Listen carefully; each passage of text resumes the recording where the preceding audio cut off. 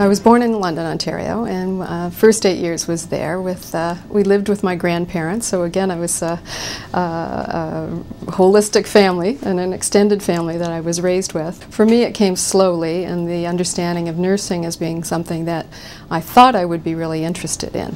At that time I was in high school and I fell in love with my husband, and Mike was actually at University of Windsor at the time, so it was kind of natural that I wanted to find a school of nursing that was close to where he was, and so I applied to the Grace School of Nursing at the time, and was successful in getting accepted there. Grace was a great place, and of course we lived in residence in those days at the School of Nursing, and really had a good first year. And that was the year that the decision was made for the nursing programs, the schools of nursing, hospital schools of nursing, to move to the community colleges in Ontario. President Q and Roy Giroux and the faculty there, they just made us feel so welcome. And it was a hard transition, and yet we were made to feel like we were just one of the students there, one of the student bodies, and I've never forgot that, because it was a hard transition for all of us, and they really did help us to come together as a class. So we literally finished our second year and got our diplomas as the first graduating class of St. Clair College, the first RN diploma program. And it's been a distinction that's meant a lot to me over the years. Well, when I graduated, I actually had been given an offer of employment over in Detroit.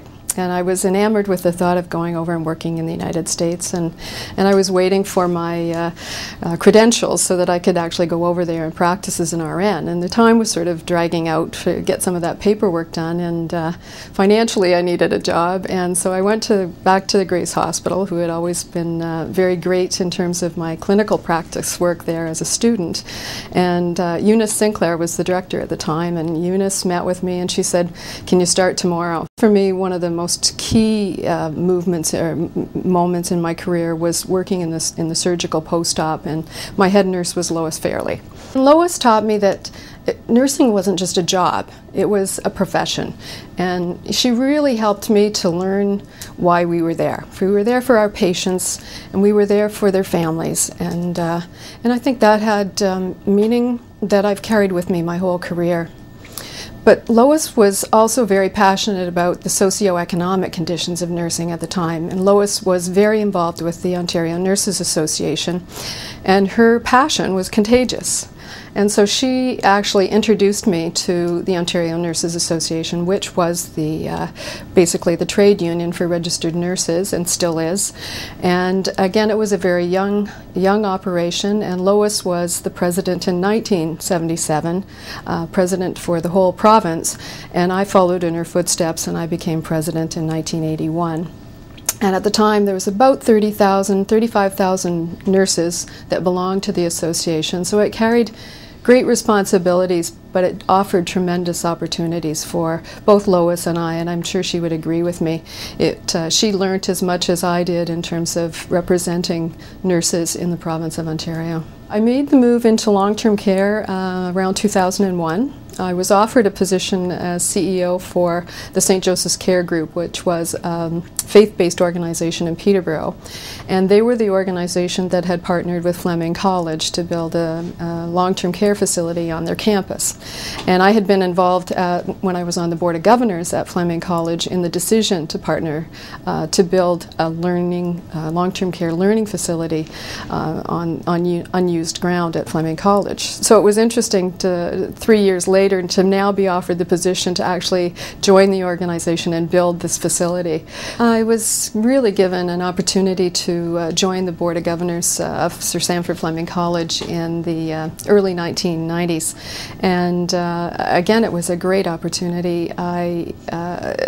Sir Sandford Fleming College had a great presence in the Peterborough community, and it was something you definitely wanted to be part of and to help succeed in its endeavors. And so So I served 2 terms on the Board of Governors for Fleming College and sat 2 years as the board chair.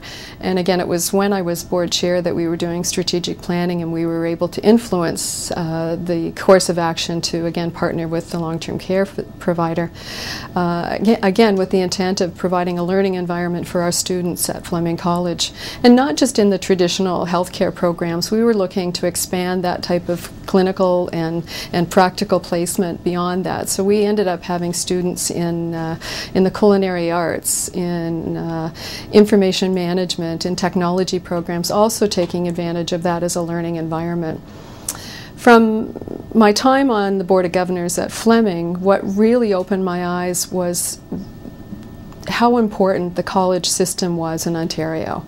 And I continue to feel very strongly about how underestimated in many ways the impact of a community college education and a community college in our hometowns and in our communities really is. I think it's an equal partner in post-secondary to any academic institution in Ontario. From St. Joseph's at Fleming, again, it was a great opportunity, and I realized that I was still ready for more challenges in my career. So I was approached in the spring of 2009 to come and join the Unionville Home Society. It's a nonprofit charitable organization that's been in the Unionville Markham area for over 40 years. And they specialize in seniors care, again, which is where I want to be and where I want to be spending my career energies right now. Well, I think that my community college nursing experience was invaluable. I really do believe that it prepared me for work life in a hospital. It prepared me to transition to public health, community health, and especially in terms of long-term care. It was the best foundation I could have ever received. Windsor was a terrific place to live. It was great when we were starting to raise our family, and I do go back. I mean, every time I get an opportunity, I drive to the campus. We tour around with friends that still live in the Windsor area, and I'm amazed. I'm amazed at the growth and the development on that campus, and I'm excited to hear about the Applied Sciences new building. I think that is tremendous, and it's those types of facilities that will attract new students, and I really think that students will be well served if they chose to go to St. Clair College. I wouldn't be in a position of being even considered to be an alumnus of distinction if it wasn't for my husband. Mike's been not only a friend and husband, but he's been the one that's encouraged me. The other person who's really enabled me to be successful is my mom. The 2 boys have really rolled with the punches when I went back to school in London to get my bachelor's degree. You know, we kind of uprooted them a little bit too, and you know, they moved from London back to Peterborough and went through school, and both of them are tremendously successful, and again, I'm so proud of them, and I think they are of their mom too. So. If someone was to tell me that they're thinking about nursing, I would say you will not regret it. You know, nursing's been a profession that in some ways just embraced me, and I embraced it. And, you know, it's a tremendous privilege to be entrusted with someone's care and to be given an opportunity to give them comfort, to give them a sense of well-being.